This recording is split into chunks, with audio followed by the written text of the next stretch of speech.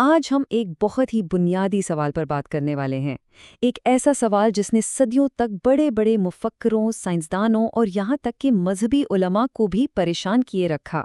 سوال یہ ہے کہ جس زمین پر ہم کھڑے ہیں، کیا وہ واقعی ساکن ہے یا پھر یہ مسلسل حرکت میں ہے؟ اب ذرا سوچئے، ہزاروں سال تک تو اس کا جواب بالکل سیدھا اور صاف لگتا تھا۔ بھئی ہم صبح اٹھتے ہیں، سورج کو مشرق سے نکلتے اور مغرب میں ڈوبتے دیکھتے ہیں، ستارے رات کو آسمان پر گھومتے نظر آتے ہیں، تو ظاہر ہے ہماری زمین ہی تو ہر چیز کا مرکز ہے اور بالکل ساکن ہے نا؟ لیکن کیا ہو اگر یہ سب کچھ جو اتنا واضح نظر آ رہا ہے وہی غلط ہو؟ اور دیکھیں، یہ کوئی معمولی خیال نہیں تھا، یہ صرف کسی کا اندازہ نہیں تھا، بلکہ یہ ایک باقاعدہ بہت طاقتور سائنسی اور مذہبی ماڈل بن گیا تھا، ایک ایسا نظریہ جس نے صدیوں تک پوری دنیا کی سوچ پر راج کیا۔ اس کی جڑیں قدیم یونان تک جاتی ہیں۔ ارسطو اور پھر بطلیموس جیسے بڑے مفکرین نے جیو سینٹرک یعنی زمین مرکزی کائنات کا ماڈل پیش کیا، مطلب زمین مرکز میں ہے اور باقی سب کچھ اس کے گرد گھومتا ہے۔ اور یہ ماڈل اتنا کامیاب ہوا کہ اگلے 1500 سال تک یہی معیار بنا رہا، یہاں تک کہ بڑے بڑے مذاہب جیسے ہندو مت، بدھ مت اور عیسائیت سب نے اسے اپنے عقیدے کا حصہ بنا لیا۔ خاص طور پر یورپ میں تو یہ نظریہ اور بھی پکا ہو گیا۔ وہاں بائبل کی کچھ آیات کی لفظی تشریح کر کے یہ ثابت کیا گیا کہ زمین ساکن ہے۔ اب جب بات عقیدے کی آ گئی تو اس نظریے کو چیلنج کرنا صرف سائنسی اختلاف نہیں رہا، بلکہ ایک بہت ہی خطرناک، یہاں تک کہ گستاخانہ حرکت سمجھا جانے لگا۔ تو آپ سمجھ سکتے ہیں کہ ساکن زمین کا نظریہ اب صرف سائنس نہیں، بلکہ ایک ایسا پختہ عقیدہ بن چکا تھا جسے ہلانا تقریباً ناممکن تھا۔ اس کے خلاف آواز اٹھانے کا مطلب تھا سب کچھ داؤ پر لگا دینا۔ جیوڈانو برونو اور گیلیلیو جیسے سائنسدانوں کو اسی وجہ سے شدید مشکلات اور اذیت کا سامنا کرنا پڑا۔ مگر کہانی یہاں ختم نہیں ہوتی۔ جس وقت یورپ میں اس نظریے پر سختی سے عمل ہو رہا تھا، دنیا کے ایک دوسرے حصے میں یعنی اسلامی دنیا میں ایک بالکل مختلف سائنسی انقلاب پنپ رہا تھا، ایک ایسا انقلاب جو قدیم یونانی ماڈلز کی بنیادوں کو ہلانے والا تھا۔ اور یہ بات واقعی بہت دلچسپ ہے کہ اسلامی دنیا کے سائنسدانوں نے یورپی نشاط ثانیہ یعنی رینیسانس سے بھی صدیوں پہلے اس پرانے بطلیموسی نظام پر سوال اٹھانا شروع کر دیا تھا۔ انہوں نے اس کی پیچیدگیوں اور خامیوں کو سمجھ لیا تھا اور اس کے متبادل ماڈلز پر کام کر رہے تھے، جیسے ابن الشاطر کا ماڈل، جو آگے چل کر بہت اہم ثابت ہوا۔ کچھ نام تو حیران کر دیتے ہیں۔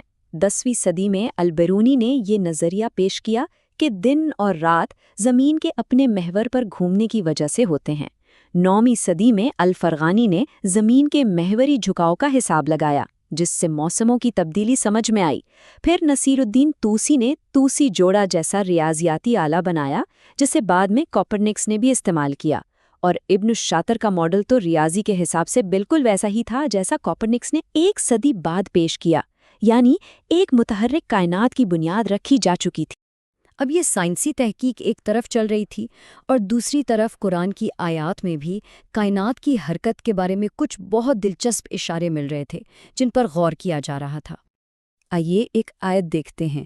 سورہ انبیاء میں ارشاد ہوتا ہے کہ سورج، چاند یعنی تمام اجرام فلکی اپنے اپنے مدار میں تیر رہے ہیں۔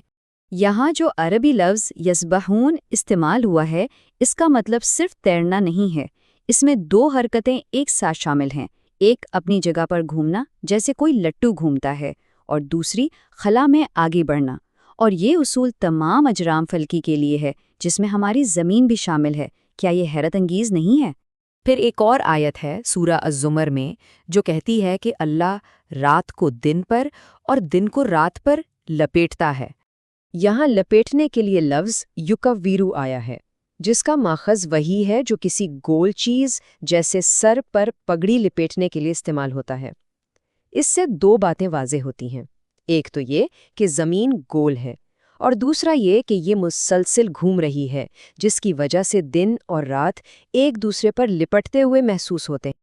اور شاید سب سے حیران کن مثال سورہ ان-نمل کی یہ آیت ہے۔ اس میں کہا گیا ہے کہ تم پہاڑوں کو دیکھ کر سمجھتے ہو کہ وہ اپنی جگہ جمے ہوئے ہیں، لیکن حقیقت میں وہ بادلوں کی طرح چل رہے ہیں۔ اب پہاڑ تو خود سے نہیں چل سکتے، اس کا مطلب صاف ہے کہ یہ پوری کی پوری زمین ہے جو حرکت کر رہی ہے اور پہاڑ اس کے ساتھ سفر کر رہے ہیں۔ تو یہ تھے قدیم نظریات اور کتابی اشارے۔ اب فاسٹ فارورڈ کرتے ہیں آج کے دور میں، دیکھتے ہیں کہ جدید سائنس نے آخرکار اس سوال کا کیا جواب دیا ہے، اور جواب یہ ہے کہ جی ہاں، ہمارا سیارہ نہ صرف حرکت میں ہے بلکہ ایک بہت ہی پیچیدہ اور مسلسل حرکت کی حالت میں ہے۔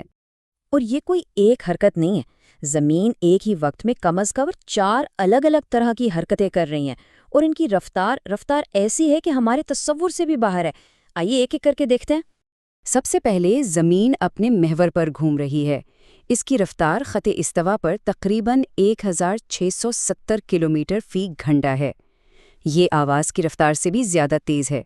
پھر ہماری زمین سورج کے گرد چکر لگا رہی ہے، اور یہ رفتار ہے تقریباً 1,07,000 کلومیٹر فی گھنٹہ، ناقابل یقین۔ لیکن بات یہیں ختم نہیں ہوتی۔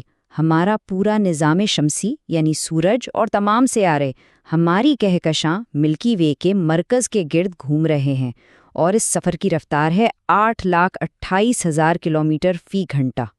اور آخر میں سب سے بڑی حرکت، ہماری پوری کہکشاں ملکی وے خود بھی اس وسیع و عریض کائنات میں بھاگی جا رہی ہے، اور اس کی رفتار 21 لاکھ کلومیٹر فی گھنٹہ ہے۔ تو ساکن ہونا تو بہت دور کی بات، ہم سب اس وقت ایک کائناتی سفر پر ہیں جس کی رفتار ہوش اڑا دینے والی ہے۔ تو ایک ساکن جامد زمین کے تصور سے لے کر ایک ایسی زمین تک جو لاکھوں کلومیٹر فی گھنٹہ کی رفتار سے کائنات میں سفر کر رہی ہے، یہ پورا سفر ہمیں ایک اہم سوال پر سوچنے پر مجبور کرتا ہے۔ وہ یہ کہ جو تاریخ ہمیں پڑھائی جاتی ہے اور جو سچائیاں ہم قبول کرتے ہیں، وہ سائنسی ترقی کے بارے میں ہماری سمجھ کو کیسے بناتی یا بگاڑتی ہیں، اور کون سی ایسی کہانیاں ہیں جو شاید ہم تک پہنچی ہی نہیں۔